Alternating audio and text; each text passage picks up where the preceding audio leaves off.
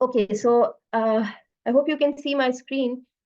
So the fourth learning objective for this Unit 3 is to understand the effects of transition and significant life events. So yeah, I welcome you both to the session. Any idea what could be a life event that's significant? Any life event that you can consider, if you can give an example, or any impact that any significant life event may have on a person, on any person. Any comments?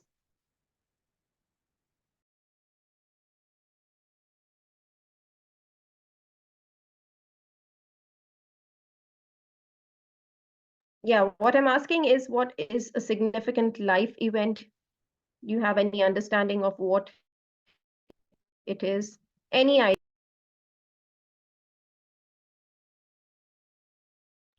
Okay, no worries. We'll start with the presentation and we'll have an idea also about it. So there are different transitions, and there are certain significant life events across a human life. So in infancy, you can divide it into different types, but there's no fixed category of these transitions or life events. Sorry for this.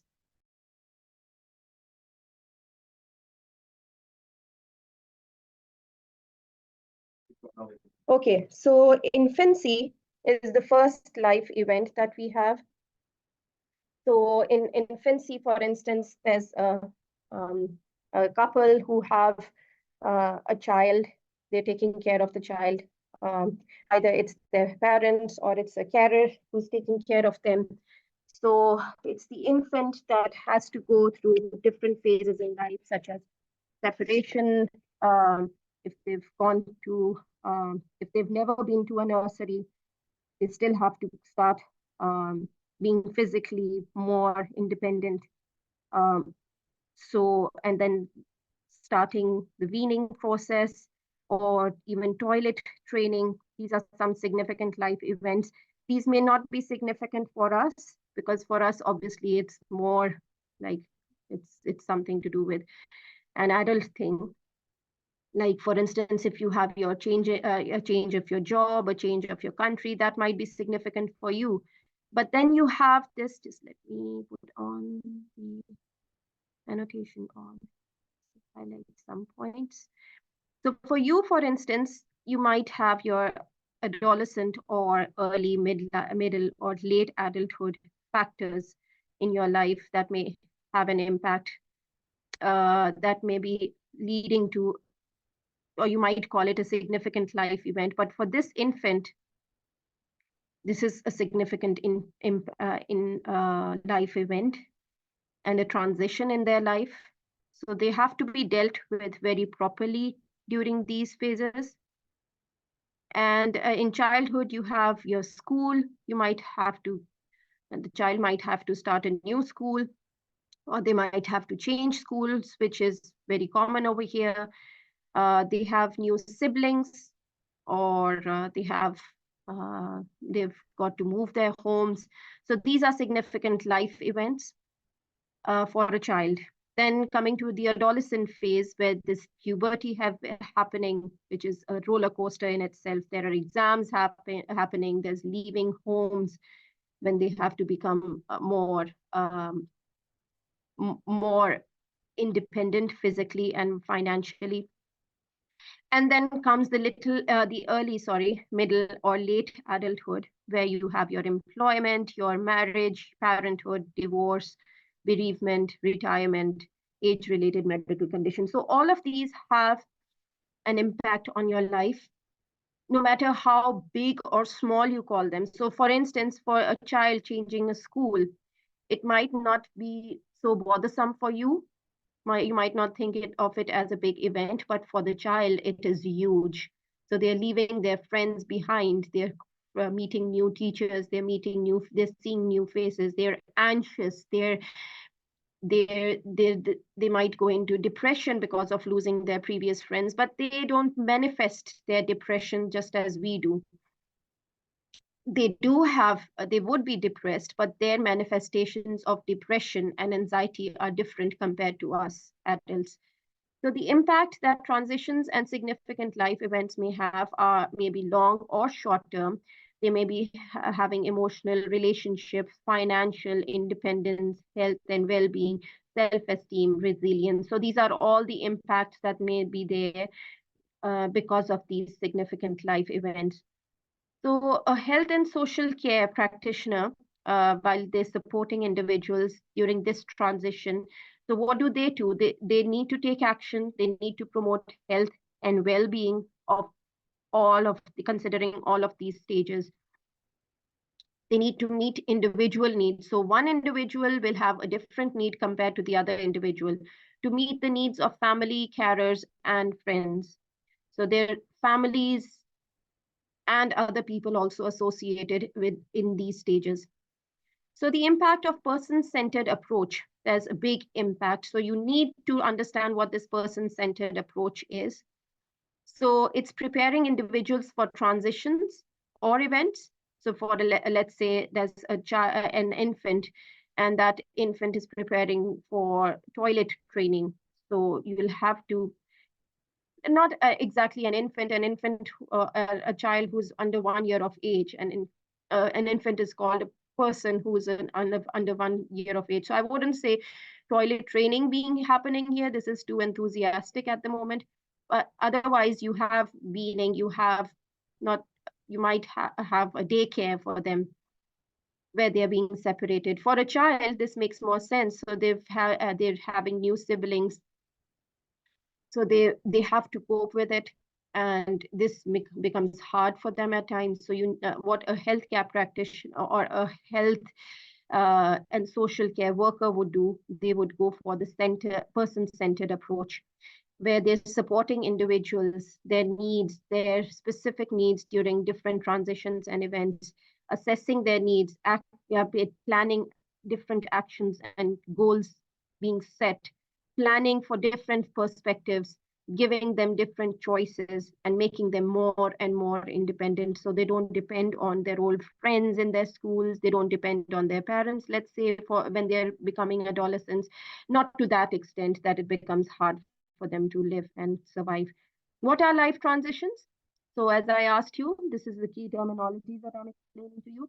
So life transition or life stage transitions may include things like moving school. We've talked about this, starting a new university, starting going for and finding a new job, and getting married, let's say, into a new family, adjusting to chronic illnesses, moving away from friends or family. Anything can be called a life transition. So there are several life transitions that may be happening on not a day-to-day basis. Obviously, it's not so common, but they have their own impact. And those impacts can lead to a positive outcome or a negative outcome. It depends upon what type of support do they have during that life transition, because life transitions for anyone is not easy. It's hard. It's really hard, because you might not have a positive life transition always. There might be negative life transitions also. We'll talk about these.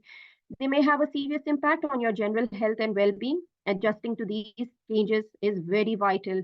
And sometimes it's seen that young people cannot cope up with this new change, and they may struggle with it. So life changes that are not in the person's control, such as they're being forced to change school or relocate, or there's some other things that are not in a person's control. For instance, they're going through some chronic illness. They've just found out about it. They don't know, they can't help it, or they're being migrated somewhere from one country to another. So a child really can't help it, because they're not in the position of making a decision. That decision rests on their parents, on their carers.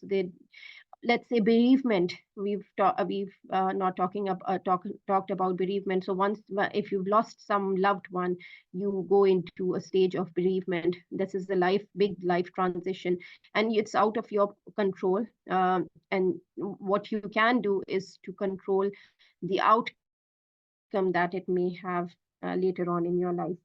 So first objective is to identify transitions and significant life events across life stages.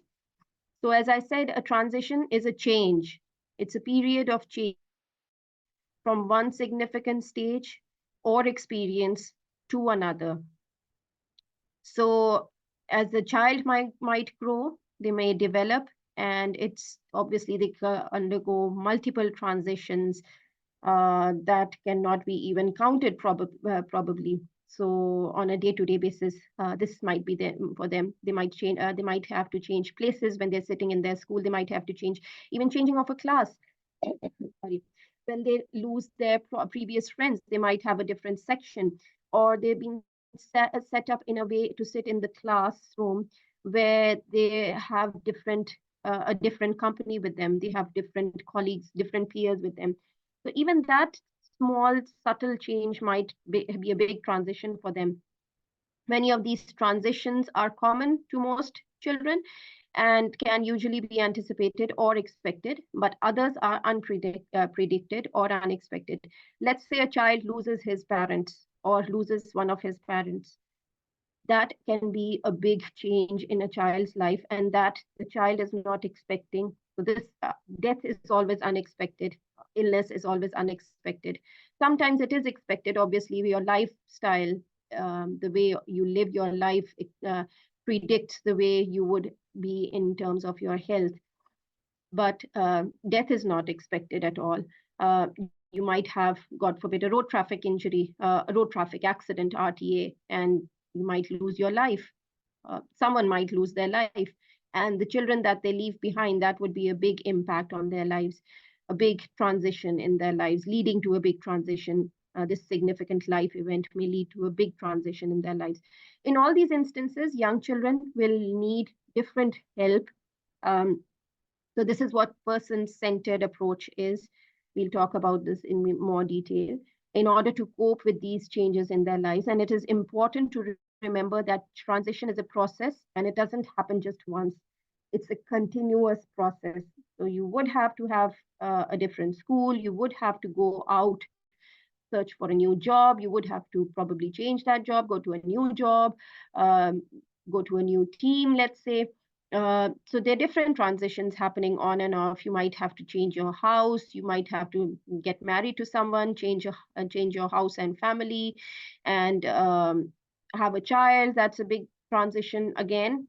So the different, and it goes on and on till the person is alive. So careful planning in advance should take place in order to meet the needs of the child and the family as they enter into this unfamiliar phase. This is a very good figure that I wanted to share with you. So there are different stages when a child could have different experiences. So, and there are different services that you can use, make use of in order to give the best impact during these 5 stages. It's from obviously when the child is born to adulthood. So from 0 to 6 years, you have early intervention, which improves the child's cognitive skills, their emotional and psychological skills. Then you have childcare services where you have food, mental health support, other physical health support, other activities to keep the child happy and content and confident. So there's action to take is to plan for educational pathway. So when the child is 7 to 18 years old, your education matters the most. This is where your foundation is being laid. So before this, obviously, the child is studying, but this is the most crucial time when you would suffice by student care services. What are the actions to take? You prepare for work, prepare them for work. There's a transition to work services, work skills training, for instance. Long-term care planning should be there, such as housing security, financial security. And then when the child is 18 to 60 years old, there's other things like further education, employment, there other achievements in life, job changes. So during this, you need job support, you need different training facilities, job placements. And then at the end, when you're really elderly, 65 and above years of age, you need adult care services for this stage, to deal with this stage. So what are the different types of transitions or life events that may change a child, lead to a change in the child's experience? So transitions are the changes that occur in life step by step. So yeah, obviously a child won't have a job before they go to school, so it has to be that step before that happens, and then the next step. It's very important that you understand the impact of these transitions in the child's life so that you can know how to deal with them if you're doing it person-centered. So there are four types of transitions. It includes emotional, physical, intellectual, psychological. So these four types of transitions or life events may impact a child's life. So every aspect in these four types of transitions is very important. We'll talk about these. For instance, when a child starts crawling to starting walking, in this phase, obviously, first they are independent, they are dependent, and there's an adult always looking after them. But as they grow older, they start to walk on their own. This is the stage where they are more independent, and they would require, obviously, support from their adults. But at times you might be seeing a child running further away from you when they're um, when you want them to hold their hands. You want them to hold your hands, and they won't do this, and they'll just start running away and making sure that they're out of sight, and then you're running after them. So what is this? This is an exhibition of um, showing you that they want to be independent, they want to walk on their own, they want to be known as who they are. So most of the time, this is the reason. So, but still, they need adult support and adult supervision. This is a very important step, because when a parent doesn't see this step, the child may have. So if there's no person observing this step, or they're not there to support the child, this can have an emotional impact on the child, which would live with the child forever. Moving from one class to another. So this is very hard, as I mentioned earlier. It's a new classroom, it's a new resource, it's a new teacher, it's a new set of people. We need to talk to the child before this happens and during this happens, so that it becomes a positive experience for them instead of being a negative one. This is called a mindset strategy, where you instill a positive mindset in them when it's a change that is happening in them. So instead of going into anxiety and depression because of things that are changing drastically and have to change, you would then start talking to them already before this happens, and then tell them ways in which they can make it better for themselves.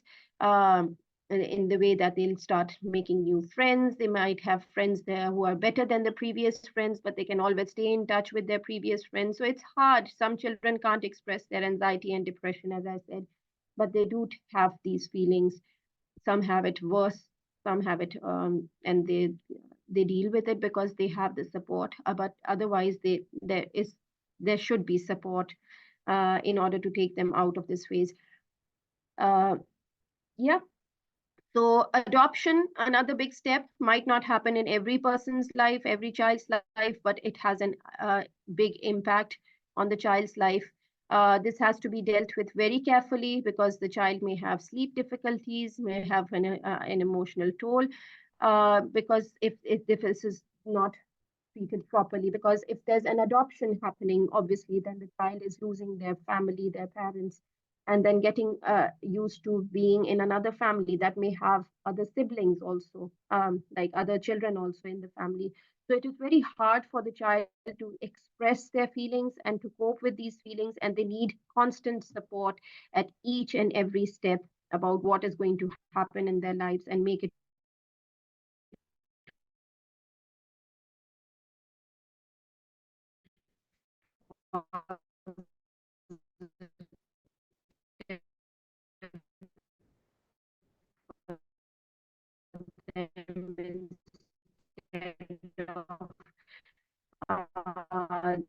letting them drown into it. So, individuals who face hardships and suffering, this is through pain or through moments, through tough moments uh, in their lives. Sorry, yes, because I'm having some internet issues. I hope you can hear me properly. So there's then this subject called bereavement. Individuals.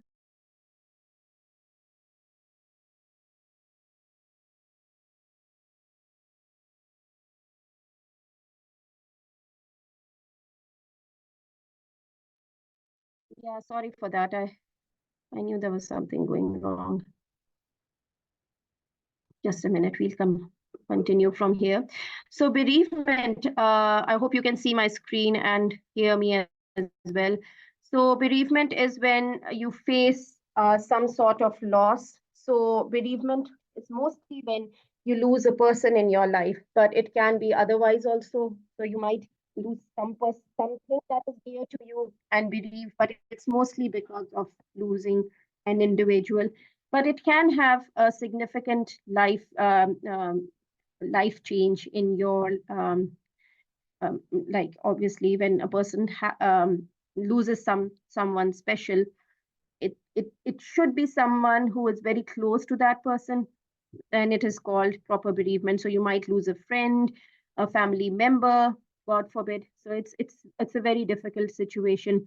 Any misfortune that a person faces, it turns into mourning, and it can have different mood swings, different psychological impacts on the person. According to these two researchers, Ray Holmes and Richard, in 1967, they said that life events are stated as distinct experiences that disturb the activities or the routine life of the individuals through substantial changes. So, you could have bereavement when you have a divorce, you have an injury, you lose a job, you're ill. Um, so let's understand this through a case of John, who lost his mother, and for him it is a hard experience. Obviously, this much for misfortune makes him mourn and has various types of impacts on his behavior and on his personal life. So he'll go into a state of depression, and it will have a negative impact on him, leading to further grief and stress in life. So after a person suffers from bereavement, that individual would face not only mental problems, but they will have physical problems also. It may be hard for them to fall asleep. They seem to be tensed, lack energy, appear restless. They're sluggish in their activities, in their movement, in different things that they do. So all these things, obviously, mental and physical health are interconnected, and they may have a lasting impact on that person unless they are pulled out of it through a person-centered approach. So what's the physical impact? He has physical pain, he has stretched muscles, there's absence of energy, he doesn't find the drive to do anything in life that could have a positive impact on his life. He's lost all his physical activity that he used to do. It becomes hard, sure, becomes dark for that person. There is medical treatment out there which would definitely improve his condition, and he would definitely need this medical treatment. Without this, he would be distressed and anxious. Stress and anxiety are resolved by complete support and love given by the family or friends.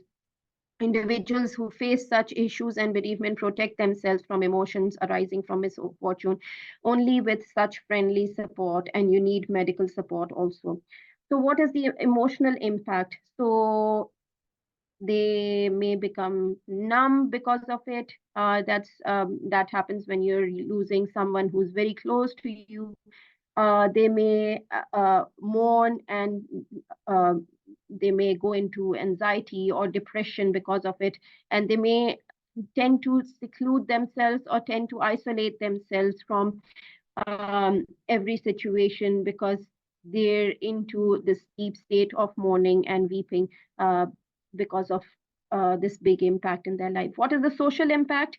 Obviously, they tend to not mingle in their social circle because they don't consider the others being able to understand what they're going through. And others, it's not easy for others to understand, obviously, because they're not going through that phase. So unless you're involved in health and social care, you cannot. Obviously, there are people who have empathy for the others. It could be your family, your friends, but as a whole, this is hard for others to understand. Because of this, these people who, or John, he loses his social circle and becomes more aggressive and having a doubtful behavior in everything that he does. He doesn't have like he doesn't understand sympathy, love by his family, friends. If that's close to him, then it becomes easier for him to cope with the situation. Otherwise, it would be impossible. So there's some intellectual and physiological changes also. So this section talks about how a healthcare provider, health and social care practitioner, could support individuals during transition. So as I said, um, there's a person-centered approach, and there's supporting individuals with learning disabilities. This is to overcome barriers. Uh, these people, the healthcare practitioners, need to work with policies and procedures that would then help them to support these people who are struggling in the best way. So if they're abiding to these policies and procedures, so these procedures can support these practitioners, and they can identify what is the cause of disabilities, what is the action needed to be taken, when are there situations which warrant an emergency, and they need to make use of these policies and understand these policies in order to work according to what has been mentioned there already. You need to follow policies and procedures within this health and social care when the people with learning disabilities, so that you make it a safe environment for the individuals who are suffering. And this is important for safeguarding the individuals and supporting them to the best capability that you have. So what is the role of health and social care workers? They have a significant role to play in the society, and they should be instilling positive impacts on the lives of the people around them. So there's some roles that mention are to provide care for family members in a certain um, uh, situation that is needed, care for individuals who face trouble when they're having, for instance, conflicts in various relationships, people who face challenges of old age, individuals with mental disabilities or distresses. There are some people who are drug addicts or addicted to alcohol, and they need to be dealt with, and they need to be supported into rehabilitation. So this is where a health and social care worker can provide their support. Physically disabled people having independence issues and facing isolation from society, and people who are struggling because of finances, or they're struggling with some other issues related to finances. Social workers have the right to intervene in the family or private life when any of these situations take place. So individuals who need to be protected for themselves and prevention from harm to wherever it is needed. promoting human development and security, encouraging for social inclusion and health participation during their lifetime. People with learning disabilities, we've talked about this. Children who have emotional shortcomings, children who have special needs, adults who need establishment of their independence and dignity, and old people who are old-aged men and women. So when they're learning disabilities, if you don't follow proper policies, you're not sure if there are proper, you're not sure of what possible options there are for supporting these people. So policies and procedures would train you properly and give you the perspective of and the different decisions that you have, the different choices that you could have in different cases of different individuals. So working within these policies and procedures would prevent discrimination and take away a stigma that has policies and procedures can give equal opportunities according to the Equality Act 2010. So this is where you give an equal treatment to individuals who have learning disabilities. And this is only when you have proper exposure to these policies and these procedures. You've been trained fully on them.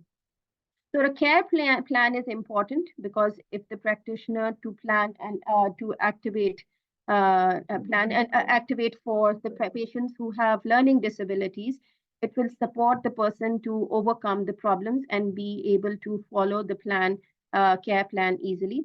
It ensures that patients get the same care plan, and also to ensure that the care is given is recorded, and it supports the patients and to meet the individual needs so they can achieve their outcome, the positive outcome, the positive impact in their lives. Having this care plan will support and help individual emotions, and it will support them in their day-to-day life activities to the best. When they're learning disabilities, if you have a care plan, you can support vulnerable people. You can make them access different facilities and opportunities, even though they have their disabilities. It is important that we provide support to people who do not have the capacity to look after themselves, so they're dependent on others. So they need the capacity to be developed in order to do things for themselves.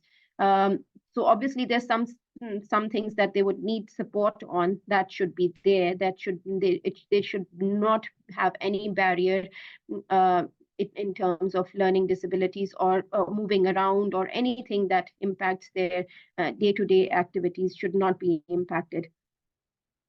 Person-centered approach or practice that I've been talking about, this will protect the individuals from mistreatment or abuse. It will protect them from neglect and harm. And the healthcare can work together with them to provide the best of support to them. So it's putting these people at front of all other situations. So you're putting them in at the center of all the other activities.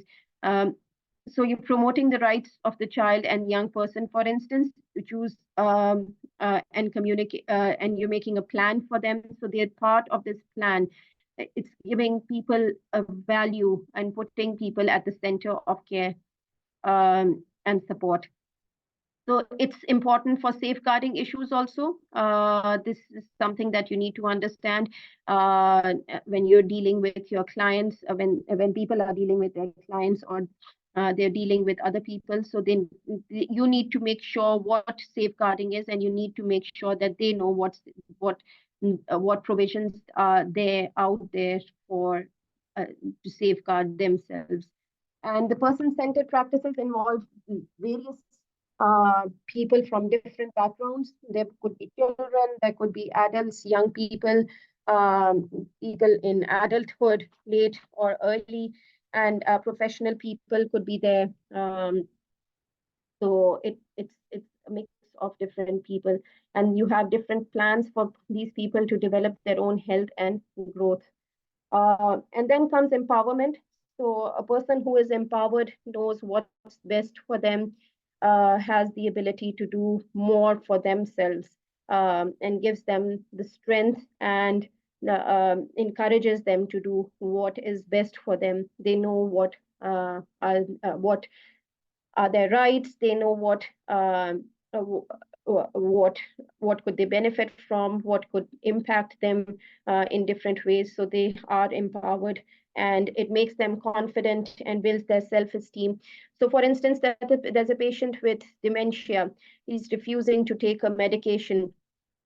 So a care assistant can approach this case with care and advise them to take their medicine and tell them what would happen if they take this medicine. So they can do different activities with them, empower the care provider and support them.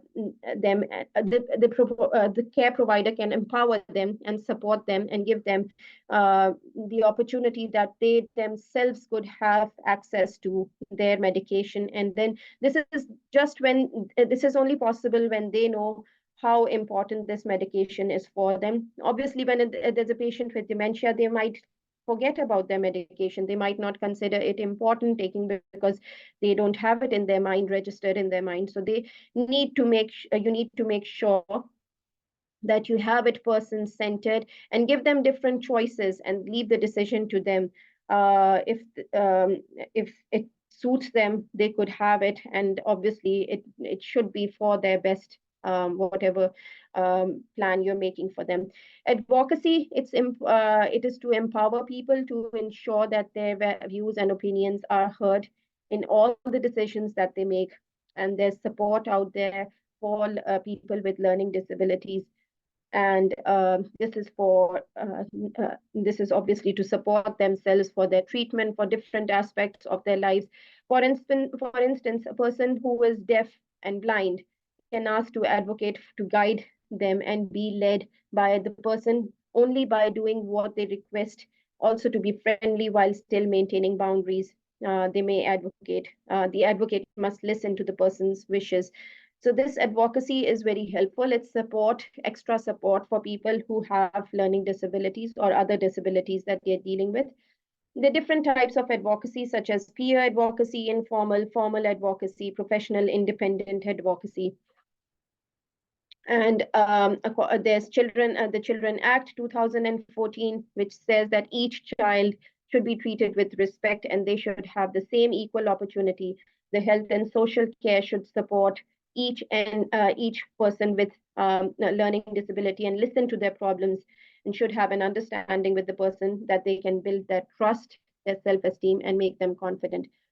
Partnerships are very important. So there are different partnerships, different companies who work together may be in a partnership. We need to provide the best care for our patients, even if that is through partnership. So we may have a partnership with different facilities outside.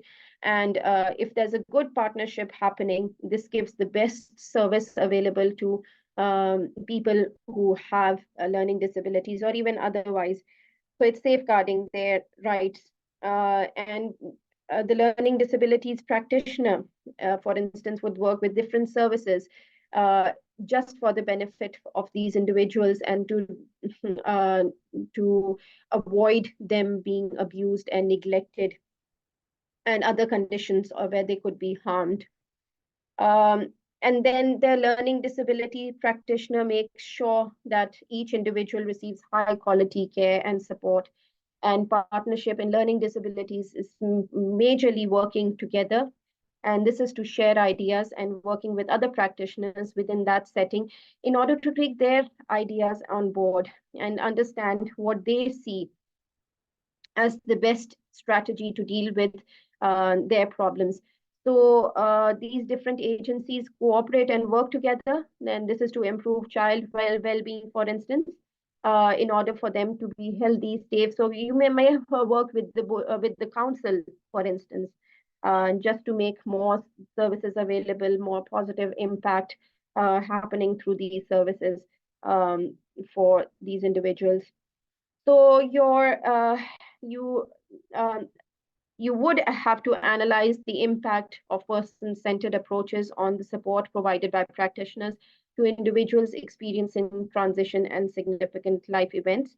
So this person-centered approach would offer us a different way that allows us to gather information about children, young people, and can support their learning, which is important for them. So practitioners have to prepare in supporting individuals experiencing transition and significant life events. This is by preparing individuals for transitions or events, supporting their needs, sorry, during the transitions and events, assessing what their needs are, planning with them, action planning with them, and giving them choices and feeling of independence.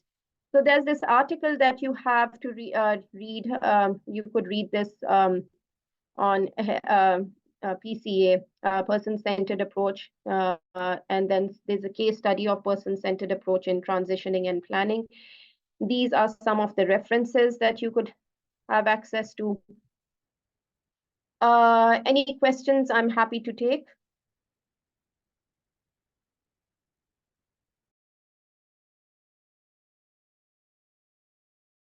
Hi, none from my side. Yeah. Yeah. Okay.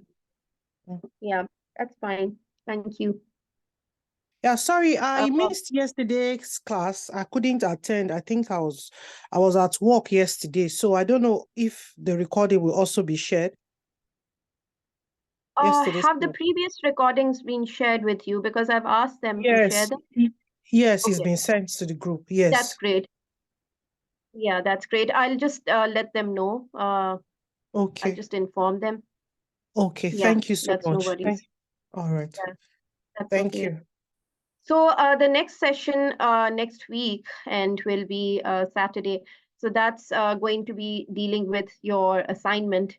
So we'll have a discussion on how you would have to do your assignment and what are the different aspects. I'll be sharing with you details and how we would be assessing you, how we would expect you to develop your assignment, and how would we tend to mark you also. So all these aspects would be shared with you. So yeah. Okay. Okay. So if that's it, then I think that's it from my side. And hope you have a good week. Okay, and you too. And Thank you very much. Bye. Thank you. Thank you. Bye. Take care. Bye.